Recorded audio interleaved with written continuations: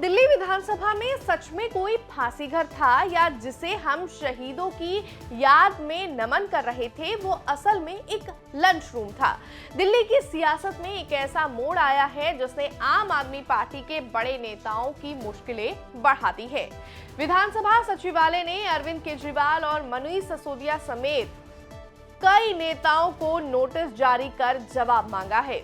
मामला है सदन की अवमानना और जनता को गुमराह करने का। आखिर क्या है ये पूरा फांसीघर विवाद, बताएंगे आपको इस रिपोर्ट में। नमस्कार, दिल्ली तक देख रहे हैं आप, मैं हूं आपके साथ वैशाली माहेश्वरी। तो ये पूरी कहानी शुरू होती है 9 अगस्त 2022 को। उस वक्त के मुख्यमंत्री अरविंद केजरीवाल ने दिल्ली विधानसभा की ब्रिटिश कालीन इमारत के एक कमरे का उद्घाटन किया। दावा किया गया कि ये क्रांतिकारियों का फांसी घर था, जहां आजादी के दीवाने को सूली पर चढ़ाया जाता था।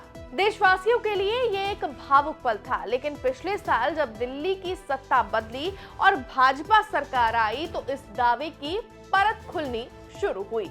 मौजूदा विधानसभा अध्यक्ष विजेंद्र गुप्ता ने सदन में ऐसा बम फोड़ा जिसने सबको चौंका दिया।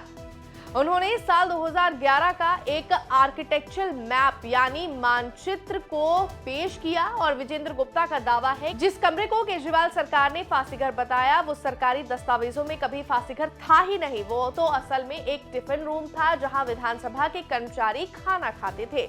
बीजेपी ने आरोप लगाया कि आम आदमी पार्टी सरकार ने एक झूठी कहानी गढ़कर जनता की भावनाओं के साथ खिलवाड़ किया। विवाद इतना बढ़ा कि मामला प्रिविलेज कमेटी तक जा पहुंचा। समिति ने केजरीवाल, मनीष सिसोदिया, पूर्व स्पीकर रामनिवास गोयल और राखी बिरलान को कई बार तलब किया, लेकिन ये नेता पेश नहीं हुए। 6 जनवरी को पेश हुई रिपोर्ट में कहा गया कि इन नेताओं ने जानबूझकर समिति के सामने न आकर सदन की अवमानना की है।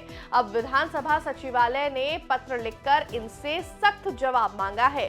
सदन ने एक प्रस्ताव भी पास किया है जिसमें अध्यक्ष विजेंद्र गुप्ता को अधिकार दिया गया है कि वे इन आप नेताओं की पेशी सुनिश्चित करने के लिए जरूरी कदम उठाए। अब आगे क्या होगा?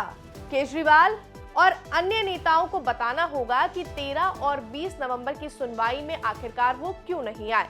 फांसीघर होने के दावे से जुड़े दस्तावेज या जानकारी अब कोर्ट या समिति को देनी होगी।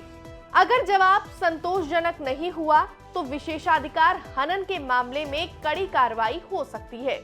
ये लड़ाई अब सिर्फ कमरे की नहीं बल्कि साख की बन गई है। एक तरफ बीजेपी इसे ऐतिहासिक झूठ बताकर माफी की मांग कर रही है तो दूसरी तरफ आम आदमी पार्टी इसे राजनीतिक प्रतिशोध कह रही है। क्या वाकई केजरीवाल सरकार से चूक हुई या बीजेपी इतिहास को दबा रही है? आपका इस पूरे मामले पर क्या कुछ कहना है? हमें कमेंट्स में अपनी राय जरूर दें।